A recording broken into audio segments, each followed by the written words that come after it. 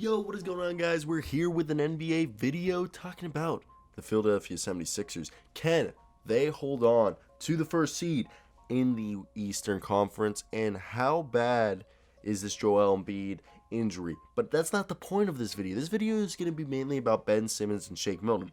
Not mainly, but they are going to be what I think the main talking points of this video. I want to hear down below, do you think Ben Simmons can keep this team in first place while Joel Embiid is absent? I would love to hear your opinions down below in the comment section right now. While you're there, hit that like and subscribe button. So let's get into today's video. Yeah, so in the last 10 games, they're 8-2. And the thing is this team, if you guys did not know, is one of the best offensive teams in the league and one of the best defensive teams in the league. They're better at defense than they are at offense, if you guys believe it or not.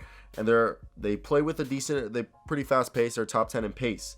I could go into the nitty-gritty statistics if you guys would like me to, but I do that all the time, so go check that out in another video where I mentioned the Sixers ratings. Just know they're 5th in points per game with 115, 109 opponent points per game with 109, so 7th. And their defensive rating is 2nd, and their offensive rating is 13th. There you go. I don't know why I went into that. Either way, I fairly enjoy Ben Simmons. You know, obviously we could talk about how Ben Simmons coming into the NBA, we thought he was going to be the next coming of LeBron James. Or some people made it seem like all he needed was the jump shot and he's the best player in this league. And we can agree that hasn't happened yet.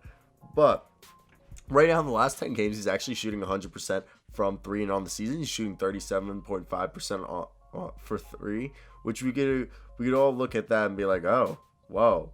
But it's only because he shot so far only 8 3-pointers, and he's made 3 of those 8 3-pointers. So that is a very, very that's a lying stat.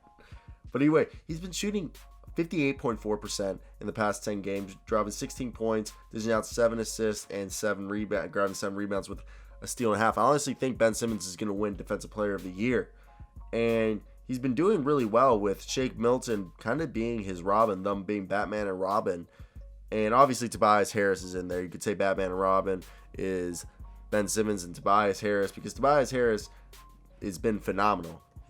For the year, he's been playing his best basketball always with our man Doc Rivers, and it's fun to watch.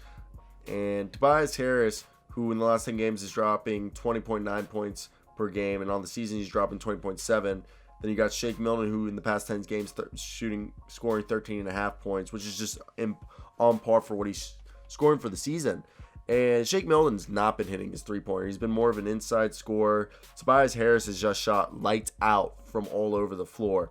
So this is a team that recently, it's been very interesting to see how they've been playing, who they've been playing. I love Paul Reed. I'm happy they brought him to a full contract for the rest of the year, and he's a fun guy to watch. Tyrese Maxey's one of the better rookies this year, and yes, he's kind of like slowed down. You can argue that in the beginning of the year, I swear, he was in every single game. Like, not beginning of the year. There's a part of the year when, obviously, when they were depleted with COVID, we were seeing the Sixers playing our man Tyrese Maxey in every single game. But now, obviously, with the fact that they don't need him to be doing that, they don't have to.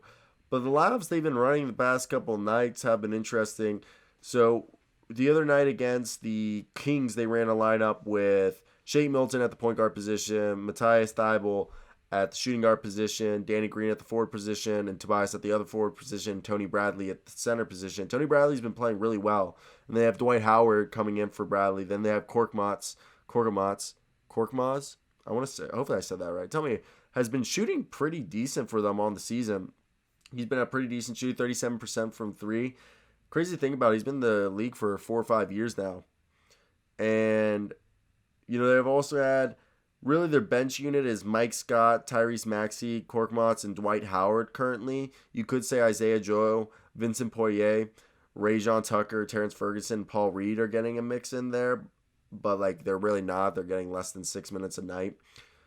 And this is just because the roster is depleted with injuries and stuff. On a given night, we've seen them have like a decent lineup I think the decent lineup they run with is Ben Simmons, Seth Curry, Tobias Harris, Danny Green, and Tony Bradley. That's been a really fun lineup to watch.